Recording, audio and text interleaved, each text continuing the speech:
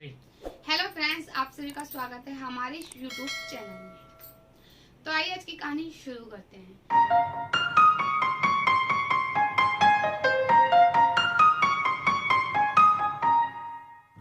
कहानी का नाम है विधवा।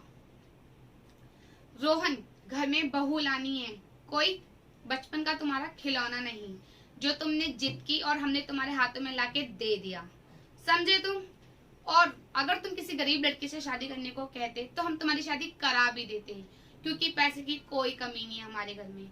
लेकिन तुम एक विधवा लड़की से शादी करना चाहते हो, ये हम हरगिज तुम्हें इस चीज के लिए कभी अपनी सहमति नहीं देंगे। तुम इस घर के इकलौते वारिस हो, सारी जायदाद तुम्हारी है, इतना बड़ा घर, फैक्ट्री, ये सब कुछ तुम्हारा है। तुम्हारी शादी से हमारा रुतबा, शान और शौकत सब कुछ जुड़ा है, सब मिट्टी में मिल जाएगा, सब खाक हो जाएगा। नहीं, हम ये शादी कभी नहीं होने देंगे, समझे तुम? और ये हमारा आखिरी फैसला है। कड़े शब्दों में हरिओम जी ने अपने बेटे रोहन से कहा और कमरे से जाने लगी। तुरंत उनका बेटा रोहन हाथ जोड़ते हुए अपने पिता से बोला, प्लीज पापा मान जाइए ना, मुझे करने दीजिए नैना से शादी। अभी वो सिर्फ 22 साल की है और इतनी सी उम्र में वो विधवा भी हो गई। पूरी जिंदगी क्या वो उसकी विधवा बन के काटेगी क्या? अगर शादी के 2 महीने बाद ही उसके पति का देहांत हो गया तो उसमें नैना की क्या गलती? उसे भी तो जिंदगी जीने का हक है। प्लीज पापा, मैं नैना से प्यार करता हूँ और अब से नहीं, कई सालों से करता था, लेकिन मैंने वो एक बात अलग है कि कभी जाहिर नहीं करा, कभी कह नहीं पाया। प्लीज पापा मान जाइए ना। जब भी मैं उसके घर गया, जब मैं उसकी माँ से मिला, इतना प्यार, इतना अपनापन मिला मुझे उसके घर में कि मुझे माँ की कभी कमी महसूस ही नहीं हुई। लेकिन जब उन लोगों ने नैना के लिए सतीश को ढूंढा तो मैंने नैना की खुशी और नैना के घर वालों की खुशी के लिए खुशी खुशी उस शादी में शामिल हुआ। लेकिन वो मेरा दिल जानता है कि जिस रात शादी थी उस रात मैं कितना रोया था। लेकिन मैं उससे बहुत प्यार करता हूँ पापा। ये मेरा बचपन से ख्वाब था कि मैं नैना से शादी करूं। आखिरकार आप तो जानते हो, नैना और मैंने साथ साथ पढ़ाई करी है और कितनी साल हम साथ में रहे हैं। हम एक बेस्ट फ्रेंड हैं और हमारा प्यार पहले एक तरफा था। लेकिन प्लीज पापा, आज मैं जब नैना को देखता हूँ तो मेरा बहुत दिल दुखता है। मेरे सारे दोस्तों में एक नैना ही ऐसी थी जो खुश मिजाज, जिंदा दिल इंसान, जिंदगी को अलग ढंग से जीने वाली लड़की थी। लेकिन आज जब नैना को देखता हूँ, बुझा बुझा उसका चेहरा देखता हूँ, जिंदगी में बेरंग सी उसकी खुशियों को देखता हूँ तो मेरा दिल बहुत ज्यादा दुखता है। मैं चाहता हूँ कि वो वापस से हंसे, खिलखिलाए, मुस्कुराए, सजे सवरे, जैसे जिंदगी उसको जैसे अच्छी लगती थी वो वैसे ही दोबारा जिए। इसलिए प्लीज पापा मान जाइए ना, मैं नैना से शादी करना चाहता हूँ। इस बार राम प्रसाद जी ने कुछ नहीं कहा, लेकिन दोबारा रोहन ने कहा, पापा प्लीज, आज मुझे माँ की बहुत ज्यादा कमी खल रही है। अगर आज माँ होती तो वो मुझे समझती, मेरे दिल को समझती, मेरी बातों को समझती और शायद आपको मनाती भी। लेकिन आप मुझे नहीं समझ रहे हैं और ना समझना चाहते हैं। पता नहीं मुझे क्यों ऐसा लग रहा है। इस बार हरिओम जी बोले, रोहन अगर तुम्हें उसकी मदद करनी है तो करो, किसने मना किया है तुम्हें? लेकिन शादी कर नहीं। और हरिओम जी कमरे से चले जाते हैं अपने कमरे में।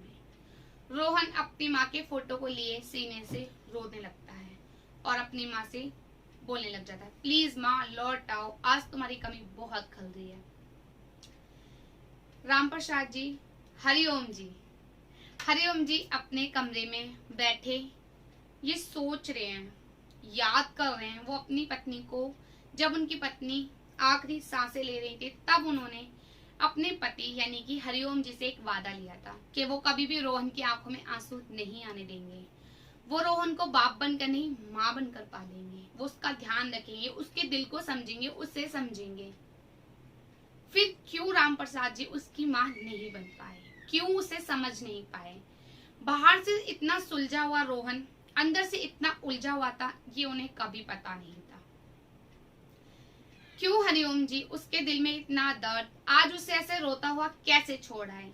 क्यों उसे नहीं समझा? थोड़ी देर बाद हरिओम जी ने कुछ सोचा और सोचने लग गए। नहीं, चाहे कुछ भी हो, मैं अपने बेटे को रोने नहीं दूंगा। ये शान शौकत दौलत ये सब कुछ तो मेरे बेटे के लिए, अगर वही खुश नहीं तो इन सारी चीजों का कोई मूल्य नहीं है। आबो इज्जत कोई बात नहीं, अगर पानी में मिल जाएगी, मिट्टी में मिलेगी तो, लेकिन मैं अपनी पत्नी को दिया हुआ उसका अंतिम वादा मैं जरूर निभाऊंगा। मैं अपने बेटे की खुशी के लिए नैना से रोहन की शादी जरूर करूंगा। थोड़ी देर में हरिओम जी रोहन के कमरे में आते हैं और उसके कंधे पे हाथ रखते हुए बोलते हैं, रोहन कब चलना है नैना के घर शादी की बात करने। रोहन तो जैसे खुशी से नाच उठता है और झट से अपने पिता के गले लग जाता है। पापा कल ही चलते हैं ना? ठीक है, जैसे तुम्हारी इच्छा। उस रात दोनों सो गए। अगली सुबह गए और रिश्ता तय हो गया। कुछ ही हफ्तों बाद नैना और रोहन की शादी का दिन भी आ गया। आज शादी का दिन है। नैना वापस दुल्हन बनी है और रोहन उसका दूल्हा। हरिओम जी क्योंकि अमीर खानदान से थे, काफी जाने माने आदमी थे, तो उनकी पार्टी में बहुत बड़े बड़े पढ़े लिखे अच्छे अमीर घरों से भी लोग आए थे, जिसमें से कुछ लोग उसकी पहली शादी के बारे में जानते थे, तो उन्होंने बातें बनाना शुरू कर दिया। हरिओम जी, ऐसी क्या मजबूरी आन पड़ी कि आपने अपने इकलौते बेटे की शादी इस नैना विधवा से कर दी? आपको नहीं पता ये लड़की विधवा है? अरे आपकी लड़कियों को तो आपके बेटे के लिए तो लाइन लग जाती एक से एक सुंदर लड़की की, फिर इस लड़की से शादी करने की ऐसी क्या मजबूरी थी? हरिओम जी ने कुछ नहीं बोला। उसके बाद एक लेडीज आती है और कहती है, भाई साहब आपने तो अपने पैर पे खुद कुल्हाड़ी मार ली। ये लड़की जिससे इसकी पहली शादी हुई थी वो आदमी 2 महीने भी जिंदा नहीं रह सका, और अब मुझे तो डर है कहीं आपके बेटे के साथ भी कुछ न हो जाए। मनहूस है ये एक नंबर की। इस बार हरिओम जी कुछ भी नहीं कहते और वहां से चले जाते हैं, उनकी बातों को अनसुना करते हुए, और लोगों से मिलने मिलाने में लग जाते हैं। लेकिन लोगों की बातें बढ़ती चली जा रही थी, जितने मुंह उतनी बातें। अब रोहन से रहा नहीं गया और भरे मंडप में नैना का हाथ पकड़कर उसने बोलना शुरू किया, हाँ ये लड़की विधवा है, विधवा थी, लेकिन इसमें इसपे दया दिखाने की और हमारा मजाक उड़ाने की क्या जरूरत है आप लोगों को? क्या इस लड़की को हंसने, मुस्कुराने, सजने संवरने, चहकने का अधिकार नहीं है? अगर शादी के 2 महीने बाद ही इसके पति का देहांत हो गया तो इसमें इसकी क्या गलती है? मरा कोई और सजा जिंदगी भर भुगते कोई और। जब एक पति की पत्नी मर जाती है तो उस पति को लोग कहते हैं कि तुम अपनी शादी कर लो, और वो आदमी भी जल्द से जल्द दूसरी शादी कर लेता है। तो फिर एक लड़की क्यों नहीं कर सकती? इतने दोगले नियम क्यों हैं हम लोगों के, इस समाज के? सिर्फ लड़कियों के लिए ही क्यों? आदमियों के लिए तो होने चाहिए ना। मैं इसको नई जिंदगी देना चाहता हूँ, बेरंग जिंदगी में खुशियां भरना चाहता हूँ, तो क्या हर्ज है आप लोगों को? आप लोग यहाँ शादी अटेंड करने आए हैं, ये इंसानों की शादी है, कोई भूत प्रेत की नहीं, जो यहाँ आप लोग इतनी बातें बना रहे हैं। बिल्कुल आप और मेरी तरह ये भी एक सामान्य सी लड़की है, इसे भी खुलकर हंसने का, जिंदगी जीने का हक है, और यह हक इसे खुद ईश्वर ने दिया है। ये एक बहुत ही प्यारी सी लड़की है जो कि मेरे साथ मेरे घर में खुशियां भरने वाली है, और ये विधवा होने से पहले एक सामान्य सी लड़की है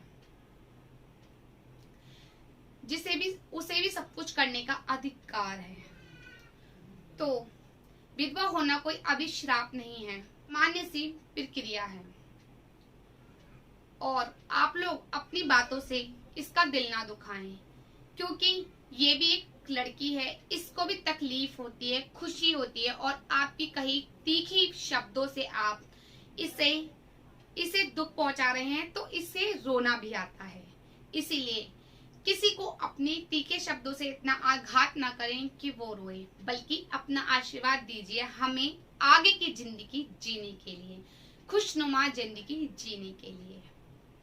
इसी के साथ सारा हॉल तालियों की गड़गड़ाहट से गूंज उठता है, और जो लोग बातें बना रहे थे वो शर्म के मारे अपनी गर्दन नीचे कर लेते हैं। और बाकी सब लोग मुस्कुराकर ताली बजाकर रोहन और नैना का स्वागत कर रहे हैं। हरिओम जी आज बहुत खुश हैं क्योंकि उनके बेटे के द्वारा पुरानी सड़ी गली मान्यताओं को आज उन्होंने दम तोड़ता हुआ देखा है। और नैना भी बहुत खुश है और वो रोहन के साथ अग्नि को साक्षी मानकर फेरे ले रही है और मन में सोच रही है कि आज से उसकी जिंदगी में एक बेरंग जिंदगी से रंग खुशियों से भरी हुई जिंदगी जिएगी अब वो। और रोहन भी आज बहुत खुश है क्योंकि आज उसने नैना के नाम से विधवा शब्द को हटाकर सिर्फ नैना कर दिया है। आज उसे बहुत खुशी है कि आज नैना के नाम से विधवा शब्द हट चुका है। इसी के साथ फ्रेंड्स ये कहानी यहीं एंड होती है, लेकिन इस कहानी के उद्देश्य से जो मैं आपको समझाना चाहती हूँ वो सब कुछ इस कहानी में रोहन ने ही आपको समझा दिया है। मुझे समझाने की अब जरूरत नहीं है। अगर आपको मेरी कहानी अच्छी लगी है तो उसे लाइक कीजिएगा, चैनल को सब्सक्राइब कीजिएगा, कमेंट जरूर करना। और अगर आपने मेरा चैनल सब्सक्राइब कर लिया है तो बहुत बहुत धन्यवाद, नहीं करा है तो कर लीजिए। अगली कहानी में आपसे दोबारा मुलाकात होगी, तब तक के लिए राधे राधे।